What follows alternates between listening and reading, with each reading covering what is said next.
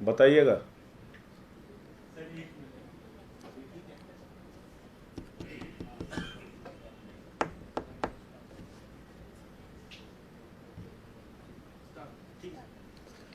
सभी पत्रकार बंधुओं को नमस्कार। भारतीय जनता पार्टी कल से रो रही है कि उनका ऑपरेशन लोटस दिल्ली में ऑपरेशन बोगस बन गया। उनके ऑपरेशन लोटस को मनीष सिसोदिया जी ने और आम आदमी पार्टी ने फेल कर दिया। जो प्रयोग उन्होंने शिंदे के ऊपर किया, वो प्रयोग सिसोदिया ने फेल कर दिया। इसलिए पूरी की पूरी भारतीय जनता पार्टी ऊपर से लेकर नीचे तक विलाप कर रही है, रो रही है।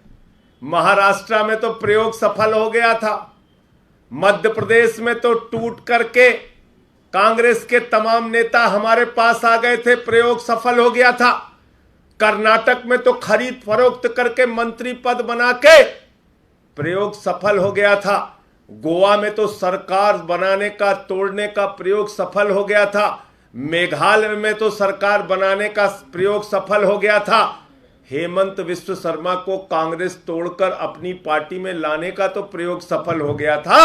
अरे ईडी की जांच मुकुल राय पर कराकर उनको तोड़ने में तो सफलता मिल गई थी, उसको भाजपा का राष्ट्रीय उपाध्यक्ष भी बना दिया गया था। लेकिन यहां पूरी की पूरी बीजेपी रो रही है, ऑपरेशन लोटस ऑपरेशन बोगस बन गया, कुछ नहीं कर पाए दिल्ली में।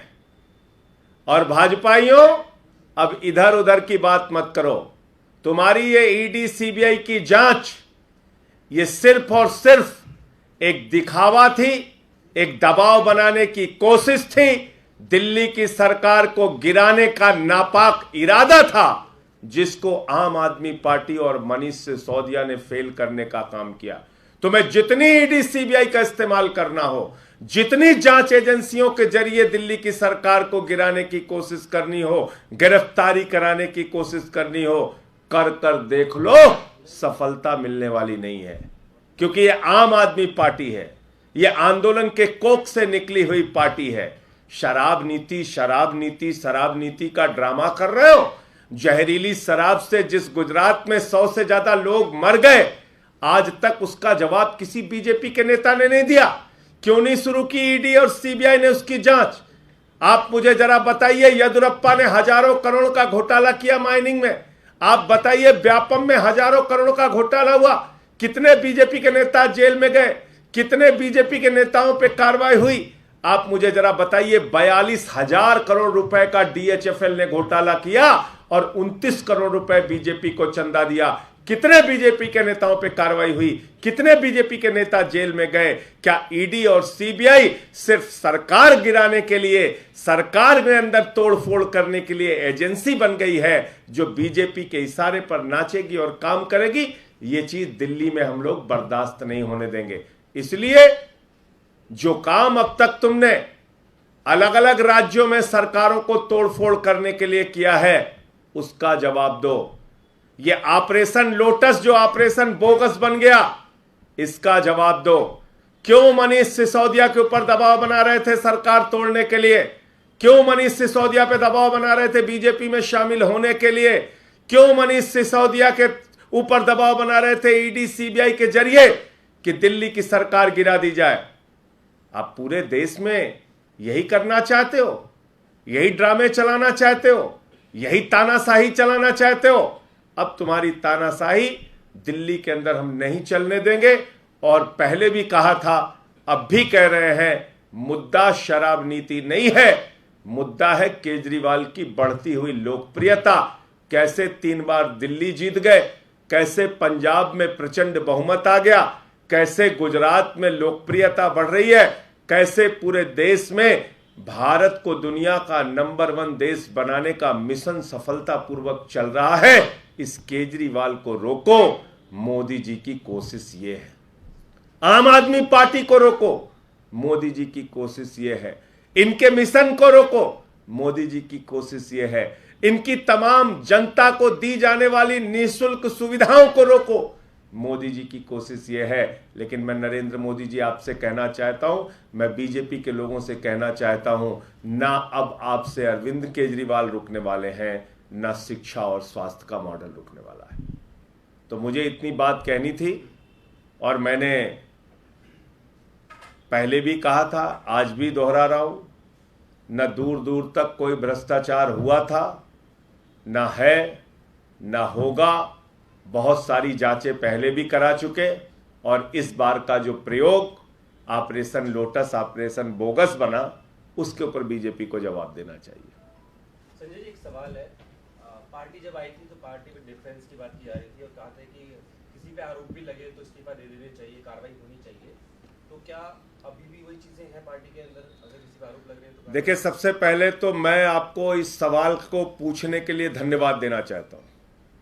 इसका मतलब आप ये मानते हैं कि कुलदीप सेंगर की party party with the difference नहीं है।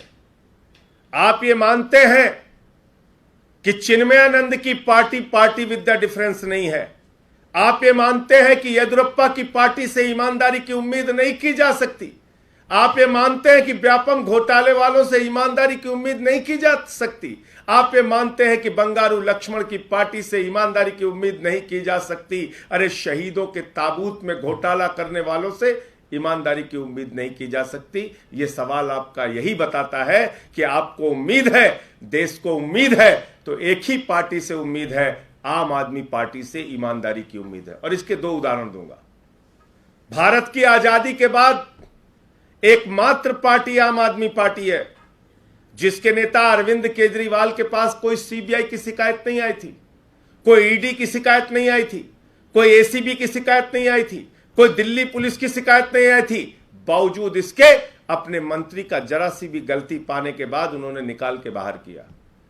याद कर लीजिए, भगवंत मान जी की सरकार पंजाब में, कोई ईडी की जांच नहीं, कोई सीबीआई नहीं, कोई एसीबी की रिपोर्ट नहीं।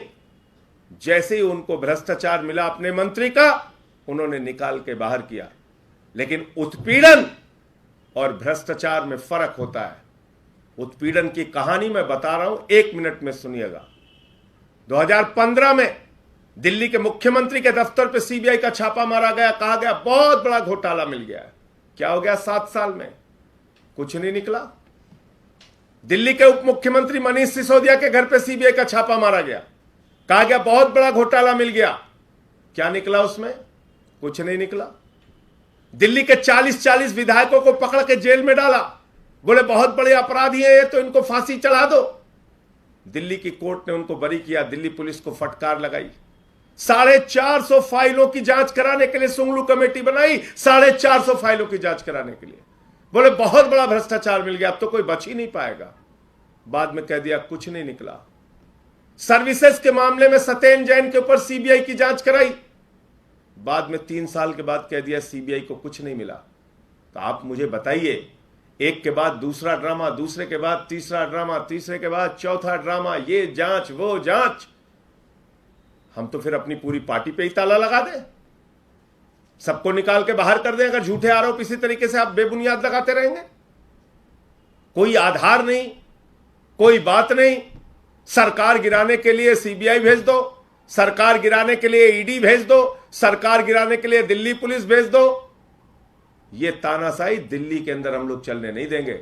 हम पार्टी विद द डिफरेंस थे, हैं और रहेंगे। ईमानदारी से हम जनता की सेवा करना चाहते हैं। बताइए, देश के अंदर एक सरकार फ्री बिजली देती हो, फ्री शिक्षा, फ्री स्वास्थ्य, फरिश्ते स्कीम, माताओं बहनों के लिए बस की यात्रा, निःशुल्क, बुजुर्गों की पेंशन 2 गुना, बुजुर्गों की तीर्थ यात्रा, विधवाओं की पेंशन 2 गुना, दिव्यांगों की पेंशन 2। बताइए ना कौन सी सरकार काम करती है? यही काम हमने पंजाब में कर दिया, यही काम हम गुजरात में अनाउंस कर रहे हैं केजरीवाल जी की, यहां पे भी हम यही सब सारी नीतियां दिल्ली के जो कार्यक्रम है लागू करेंगे। बौखलाहट इस बात से बीजेपी वालों को, और कल से बिलबिला रहे हैं भाजपाई, बिलबिला रहे हैं बेचारे कि अरे बाप रे बाप, हमारा तो ऑपरेशन लोटस, ऑपरेशन बोगस बन गया, फेल हो गए हम तो जो प्रयोग शिंदे पे सफल हुआ, वो प्रयोग सिसोदिया पर फेल हो गया। संजय जी, आज बीजेपी ने प्रेस कॉन्फ्रेंस करके फ्रेश सेट ऑफ एलिगेशंस लगाया है, जिसमें दो प्रमुख बात निकल के आ रही है। एक, उन्होंने नाम लिया मैन्युफैक्चरर्स का जिनको L1 लाइसेंसेस दिए गए। अब उनको जितना ड्रामा कर रहे हैं करने दीजिए, उनको जितनी नौटंकी कर रहे हैं करने दीजिए। अब उनका असली चेहरा देश के सामने आ गया। उनका मकसद था दिल्ली की सरकार को गिराना। पहला इसका जवाब दो कि जो प्रयोग तुमने हर राज्य के अंदर सरकारों को गिराने के लिए, विधायकों को खरीद फरोख्त करने के लिए किया, ये कुत्सित प्रयास, ये तानाशाही दिल्ली के अंदर क्यों कर रहे थे, इसका जवाब देना। अब बीजेपी बेईमानों की सरगना पार्टी, जिसके अंदर 5 लाख करोड़ रुपए अपने पूंजीपति मित्रों का ये लोग टैक्स माफ कर देते हैं, 10 लाख करोड़ रुपए बैंकों का राइट ऑफ कर देते हैं, वो हमसे सवाल पूछेंगे। वो हमसे सवाल पूछेंगे जिनका राष्ट्रीय अध्यक्ष रक्षा सौदे में दलाली खाते हुए कैमरे पे पकड़ा गया हो। उनके सवालों का रोज रोज अब जवाब देना हमारी कोई मजबूरी नहीं है। उनको पूरे देश को बताना चाहिए ये ऑपरेशन लोटस के जरिए दिल्ली की सरकार को गिराने और मनीष सिसोदिया को सीबीआई की धमकी देके तोड़ने की कोशिश क्यों कर रहे थे, इसका जवाब दो।